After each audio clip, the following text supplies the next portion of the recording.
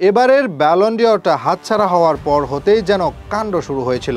ফিফাও বোধহয় সেজন্যই নিজেদের পুরস্কার প্রদানের তারিখ 1 মাস এগিয়ে আনলো।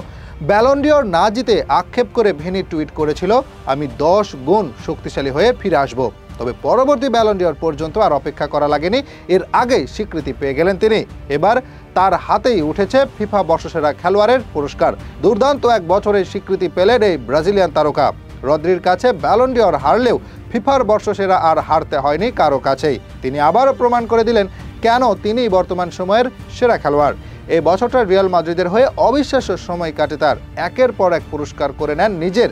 লা লিগা হতে শুরু করে Champions League, Spanish Super Cup ও উয়েফা সুপার কাপ ঘরে তোলে তার দল।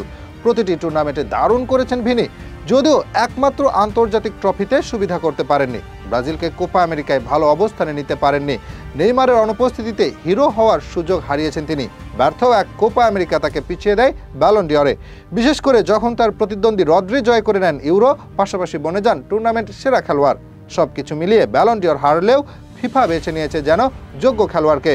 এবার আর কিছু হারাতে হয়নি তাকে। রদ্রি যখন ব্যালন ডি'অর জয় করেন তখন ভিনির সেই মঞ্চে উপস্থিত না হওয়া নিয়ে অনেক কথাই বলেছিলেন, অথচ এবার তিনি নিজেই আসেননি ফিফার বর্ষসেরা মঞ্চে।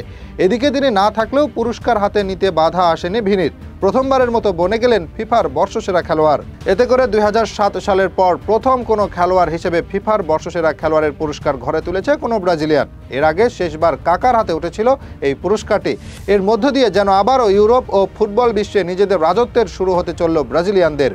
ফিফার বর্ষসেরা মঞ্চে ভিনি সেরা খেলোয়াড় হওয়ার পথে অর্জন করেন 48 পয়েন্ট। অন্যদিকে তার প্রতিদ্বন্দ্বী রদ্রির অর্জন 43 পয়েন্ট। এই দুজনের পেছনে আছেন রিয়াল মাদ্রিদের আরও 2 খেলোয়াড় জুড বেলিংহাম ও দানি কারভাহাল। 37 পয়েন্ট অর্জন করেন জুড বেলিংহাম এবং 31 পয়েন্ট পেয়েছেন দানি কারভাহাল। বর্ষসেরার মঞ্চে কে কাকে ভোট দিয়েছে সেটাও প্রকাশ হয়ে গেছে এরই মাঝে, যেখানে আর্জেন্টিনার অধিনায়ক লিওনেল মেসি তার প্রথম ভোট দেন লামিন ইয়ামালকে। তার দ্বিতীয় ভোট দিয়েছেন সাবেক ক্লাব সতীর্থ ও বর্তমান রিয়াল মাদ্রিদ তারকা কিলিয়ান এমবাপ্পেকে এবং তৃতীয় ভোট দেন ভিনিসিয়াস জুনিয়রকে। ভিনিকে 3 নম্বরে দেখে অবাক হয়েছেন অনেকেই। এদিকে সেরাদের তালিকায় ছিলেন লিওনেল মেসিও।